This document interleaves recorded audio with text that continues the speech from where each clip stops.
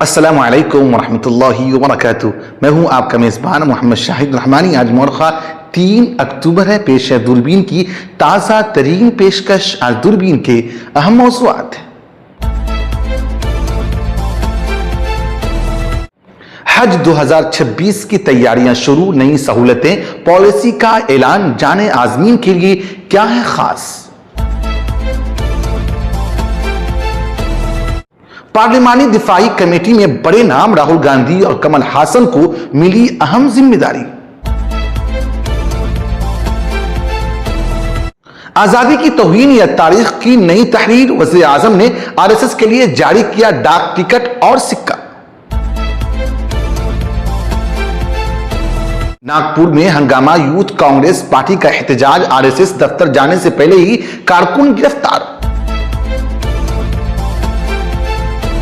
चंद लोगों का कब्जा मईशत पर। मोहन भागवत की चौंका देने वाली तस्लीम। राहुल गांधी की बाज़गश्त।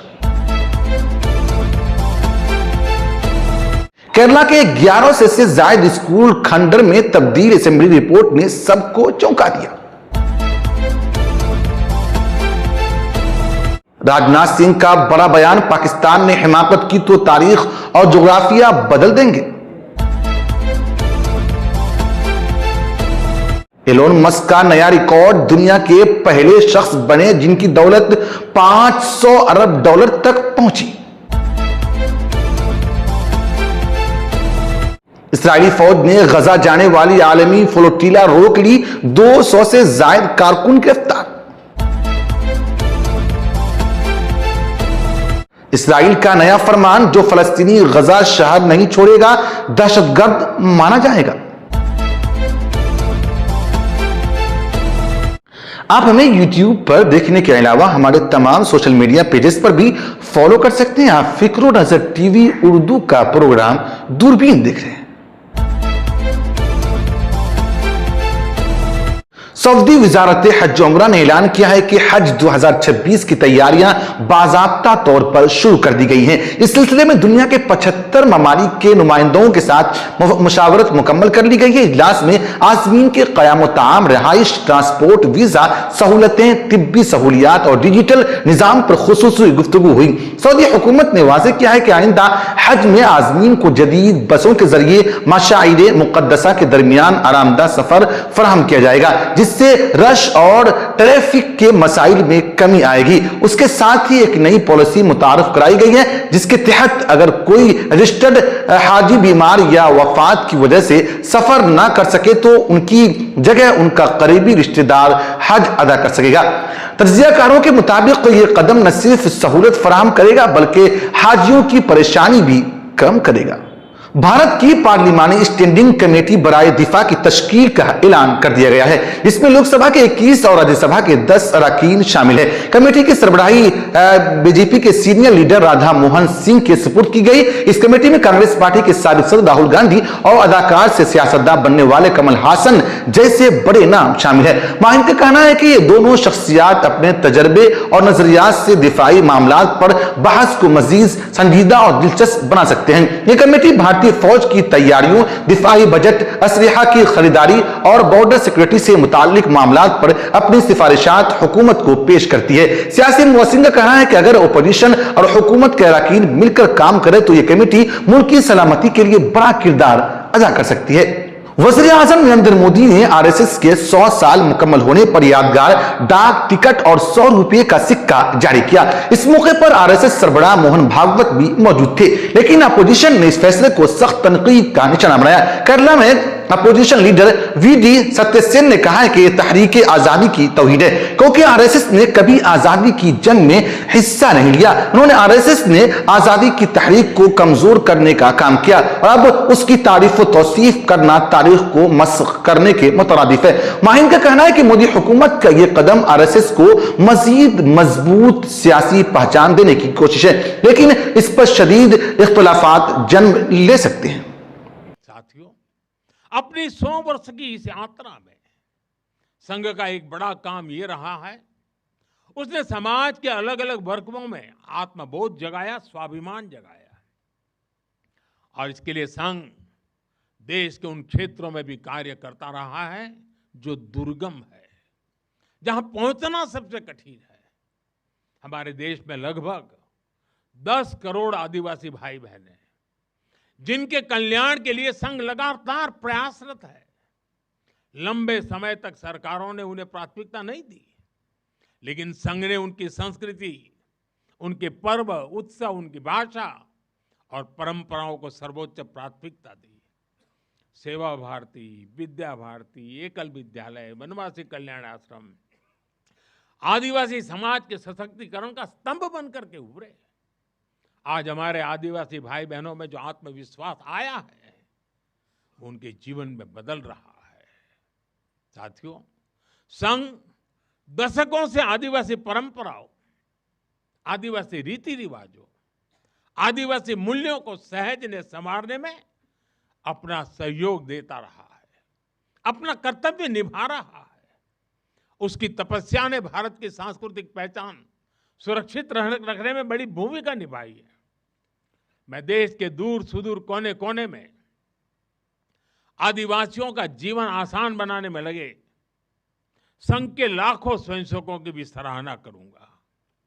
आरएसएस की 100 साला तकरीब के दौरान नागपुर में इंडियन यूथ कांग्रेस ने बड़ा एहतजाज किया। कारकुनान ने हाथों में आईन की कापियां उठा रखी और ये कापियां आरएसएस के सरबराह को सौंपने जा रहे थे, लेकिन पुलिस ने मुजाहिरीन को रेशम बाग के करीब ही रोक लिया और कई कारकुनान को हिरासत में ले लिया। कारकुनान का कहना था कि आरएसएस ने गुज़िश्ता 100 सालों में बार बार आईन की मुखालिफत की और आज वक्त आ गया है कि वो मनुस्मृति नहीं बल्कि आईन हिंद को माने। एहतजाज के दौरान महात्मा गांधी अमर रहे और यूथ कांग्रेस जिंदाबाद के नारे भी लगाए गए। सियासी माहिर का कहना है कि यह एहतजाज मुस्तकबिल में आरएसएस और कांग्रेस के दरमियान कशीदगी को मजीद बढ़ा सकता है।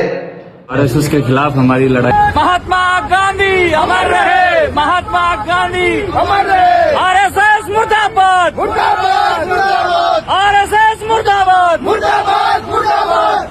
विजयदशमी के मौके पर आरएसएस सरबराह मोहन भागवत ने अपने खिताब में कहा है कि मुल्क की मईशत चंद हाथों में मुर्तकिज हो गई है। इस वजह से अमीर और गरीब के दरमियान खलीज बढ़ती जा रही है। उन्होंने कहा है कि मौजूदा निजाम में खामियां हैं जो गरीबों के इस्तेहसाल को बढ़ा रही है। ये बयान खास तौर पर उस वक्त अहम समझा जा रहा है जब अपोजिशन भी यही इल्जाम लगा रही है। हुकूमत सिर्फ चंद बड़े सरमाया इदारों को फायदा पहुंचा रही है। तजर्बाकारों के मुताबिक भागवत का ये बयान अपोजिशन के मौक़िफ़ से मेल खाता है और इससे हुकूमत पर नए सवालात खड़े हो सकते हैं। केरला असेंबली में पेश की गई एक रिपोर्ट ने तालीमी निजाम पर सवालिया निशान लगा दिया है। रिपोर्ट के मुताबिक रियासत के 1157 स्कूल खस्ताहाली का शिकार हैं, जिनमें 875 सरकारी स्कूल शामिल है। स्कूल न सिर्फ बुनियादी ढांचे की कमी का शिकार है बल्कि कई इमारतें इतनी बोसीदा हो गई हैं कि बच्चों की जान को भी खतरा लायक है। रिपोर्ट में बताया गया कि कोलम, अल्पी और तिरुवनंतपुरम के स्कूल सबसे ज्यादा मुतासिर है। रियासती हुकूमत ने कहा है कि वो मुरम्मत और तामीर नौ के मंसूबे पर काम कर रही है, लेकिन अपोजिशन का कहना है कि ये महज दावे हैं और अमली तौर पर कुछ नहीं हो रहा है। वज़ीर दिफा राजनाथ सिंह ने गुजरात में फौजी जवानों से खिताब करते हुए पाकिस्तान को सख्त वार्निंग दी। उन्होंने कहा कि अगर पाकिस्तान ने सरक्रीक के इलाके में किसी भी किस्म की मुहिम जोई की तो भारत तारीख और जोग्राफिया दोनों बदल देगा। और उनका यह बयान ऐसे वक्त में आया है जब सरहदी इलाकों में कशीदगी बढ़ रही है। राजनाथ सिंह ने कहा है कि तारीखी फौज हर वक्त तैयार है और मुल्क की हिफाजत के लिए किसी भी कुर्बानी से दरेग नहीं करेगा। साथियों, आज़ादी के 78 साल बीत जाने के बावजूद सरक्रीक इलाके में सीमा को लेकर एक विवाद खड़ा किया जाता है। भारत ने कई बार बातचीत के रास्ते इसका समाधान करने का प्रयास किया है, मगर पाकिस्तान की नीयत में खोट है, उसकी नीयत साफ नहीं है। जिस तरह से हाल में पाकिस्तान की फौज ने सरक्रीक के सटे इलाकों में अपना मिलिट्री इंफ्रास्ट्रक्चर बढ़ाया है, वह उसकी नीयत बताता है। साथियों, भारत की सीमाओं की रक्षा भारतीय सेनाएं और बॉर्डर सिक्योरिटी फोर्स मिलकर मुस्तैदी से कर रही हैं। अगर सरक्रीक इलाके में पाकिस्तान की ओर से कोई भी हिमाकत की गई तो उसे ऐसा करारा जवाब मिलेगा कि इतिहास और भूगोल दोनों बदल जाएंगे मेरे साथियों।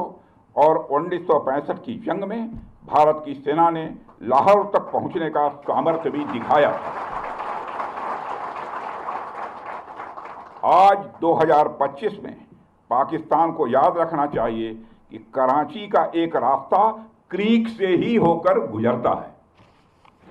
एलोन मस्क दुनिया के सबसे अमीर टेस्ला और स्पेस एक्स के मालिक एलोन मस्क ने एक और आलमी रिकॉर्ड कायम कर दिया है। वो दुनिया के पहले शख्स बन गए हैं जिनकी मजमूई दौलत 500 अरब डॉलर तक पहुंच गई है। टेस्ला के हिस्स में जबरदस्त इजाफा और मसनूई ज़हानत पर मबनी नई कंपनियों की वजह से उनकी दौलत में गैर मामूली इजाफा हुआ है। माहिर का कहना है कि एलोन मस्क की दौलत तेजी से बढ़ने की वजह उनका मुसलसल नई टेक्नोलॉजीज में सरमायाकारी करना है। यह भी कहा जा रहा है कि उनकी दौलत आने वाले वर्षों में मजीद बढ़ सकती है क्योंकि उनकी कई नई कंपनियां मार्केट में दाखिल होने वाली है।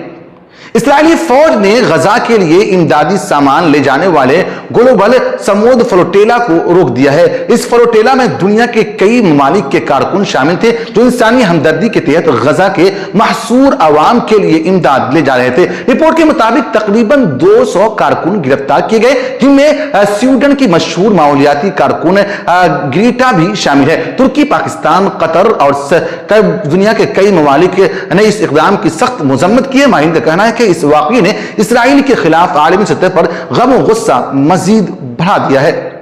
इसराइल ने गजा शहर के आवाम को नया अल्टीमेटम दिया है कि वो शहर खाली कर दे वरना दहशतगर्द समझा जाएगा। इसराइली फौज की जानिब से ये ऐलान ऐसे वक्त में सामने आया है जब गजा का बेशतर हिस्सा पहले ही तबाह बर्बाद हो चुका है। गजा की वजारत सेहत के मुताबिक अब तक 66,000 से ज्यादा फलस्तीनी शहीद और 1.7 लाख से ज्यादा जख्मी हो चुके हैं जिनमें निस्फ खवातीन और बच्चे शामिल हैं। माहिर का कहना है कि इसराइल का यह रवैया आलमी कवानीन की खुली खिलाफ वर्जी है और अगर यह मुसलसल जारी रहा तो इंसानी अलमिया मजीद संगीन हो जाएगा। फिक्र नगर की गुज़श्ता पेशकश में कई साहिबान ने अपना कीमती तबसरा करके हमारी हौसला अफजाई की है। हम तमाम नाजरीन का शुक्रिया अदा करते हैं। आप मुझसे हमारे साथियों से फेसबुक पर भी राब्ता कर सकते हैं। हमारा फेसबुक पेज है फिक्र नजर टीवी। हम पहुंचाते हैं आप तक हम खबरें, वो भी दूरबीन की गहरी नजर से। अगले बुलेटिन के लिए इजाजत दीजिए अपने मेजबान को, फिर मुलाकात होगी। शुक्रिया।